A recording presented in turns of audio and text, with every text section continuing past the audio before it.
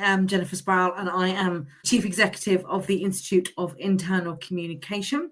And in terms of specific goals and things that we're looking to achieve, this year we're looking to have consistent growth of around 15%, particularly with regards to our membership. So our specific objectives are to grow a global and diverse community.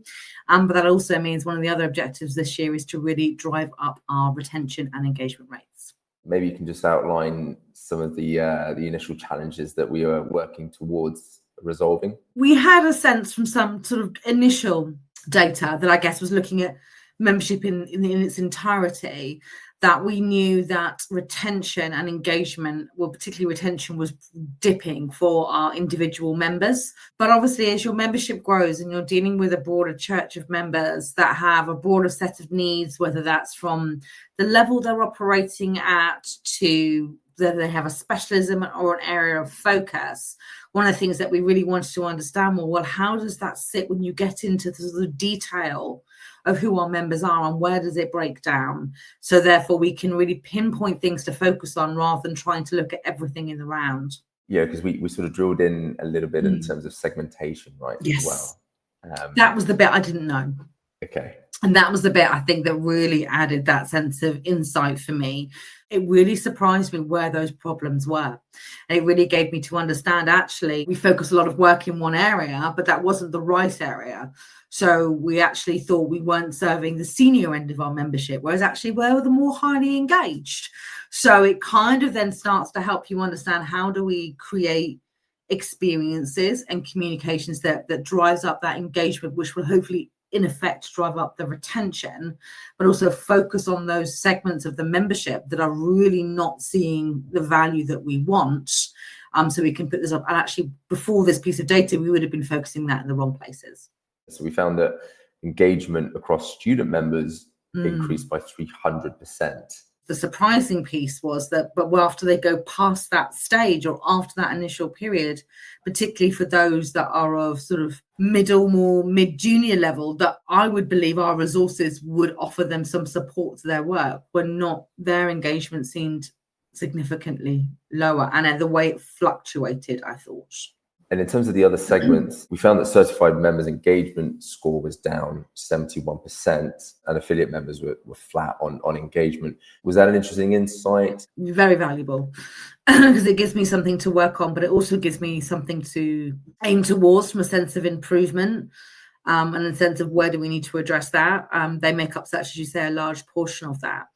And I think that from my perspective, knowing that and the detail, and if engagement is dropping off, then how are we going to achieve retention? Would you be able to talk a little bit around what we found in those markers in terms of sort of logins, assets downloaded, and the trends around those?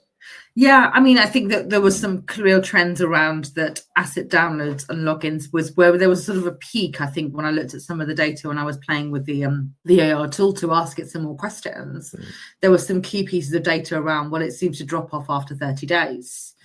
And it seems to be as well that they are logging in, downloading every asset, and then not going back for that sense of update and currency. So I think the biggest learning I've got is, yes, we expect, and we need to look at how we take members through more personalized journeys to present the content, that's the asset downloads and all that should resonate with them. That's absolutely in action. But I think the other learning, a bigger learning from that, is that we know people join us to get professional credibility and to develop their knowledge and skills, but only, I think, a tiny fraction are even engaging with the CPD part of the benefits. So it was very much, going back to the retention point, only 50% logged in, which then begs the question, okay, well, what are the remaining 50% doing?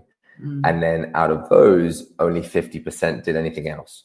Things move so quickly, people move so quickly, the environment moves so quickly around us. And I think time is definitely a challenge. But what I want to do is work with this to kind of go, well, we've tried that, but we have that regular influx of reporting and understanding and insight. So you can be that sense of more agile with it, that more test and try again and see if that's working, because we could put a lot of work in and then wait a year later and see if it's different.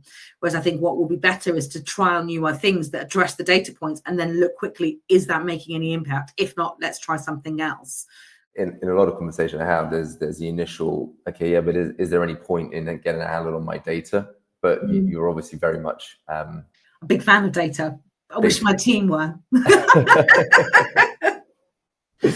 But I think that's, I mean, there's a clear sort of requirement in there, you know, and a clear need. It's about making sure they understand data and we present that back to them. But the trick is in working with people that aren't data proficient, but have proficiency in other areas to deliver the changes the data is suggesting that you make. And in terms of our partnership and the work that we've done together, what made you think, let's give these guys a go? With AI particularly, which is what you brought to the table, what the difference with this is, and where I think the secret is that with the AI interface that you offer, is that you can interrogate that data and you don't need to be a data expert. You just need to ask the right questions. So that then allows my team, if they can get on board with it, we can embed it as a practice to start to really understand trends and analysis without having to spend their lives being experts in data analysis. And I think that's a great thing to be able to add, is to what you need to do is make data understandable and actionable by a team that aren't data experts. And I think that combination, and particularly the way the platform works, enables us to use that, rather than sometimes people can look at a spreadsheet going, but I don't know what that means, but what does that mean? What does that mean? And you go, well, you have to do a bit more analysis. They go, well, if they could just ask the question, they go, oh, okay. It's about making data your friend. Would you recommend us? Yeah, I would definitely, in terms of for understanding, because I think that membership bodies are such a unique thing as well, and the challenges that we have. And I think the fact that from my side, particularly, is I think I've expressed probably a little heavily, is that I don't have a data expert qualified team. So it brings something really fresh to our table as a business, but it also brings it in a way that's friendly, and a way that's usable, and a way that's understandable, and a way that's actionable. I think it'd be great just to see how this can evolve over time and eventually hit some of those big markers. One of the things that we're doing as well, that we're working on, is an automated data assessment module that would provide instant, millisecond insights into both the quality and any gaps in the data as well. The trick is in the word automation that you've said there. I'm a big believer in human things, but I'm also a big believer in, when you have very little and you need to serve a lot, how we can use more human understandings or human-based algorithms, if that makes any sense, to automate a connection. That means that I haven't got to have a team that's got to do 10 million manual things a day to even achieve an inch of that. Is always of interest. And how do you feel about AI, and has your feeling towards AI evolved at all over the last sort of few months, or maybe whilst we've been working together? When it comes to AI, you need to walk into it aware. I'm very keen always to work with an organization that's safe. So therefore it's guarding your data within that parameters.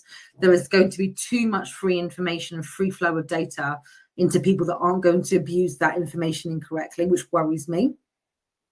But this is why this is more of a thing, because you're doing things in a secure way. And I try to talk to internal communicators, don't worry about it as a content creator, think about how you can use it as a data companion. Understanding your members' behavior and members' preferences in order to then communicate either to your existing members or to prospective new members, but then also iterating on your offering and value proposition as well. Exactly.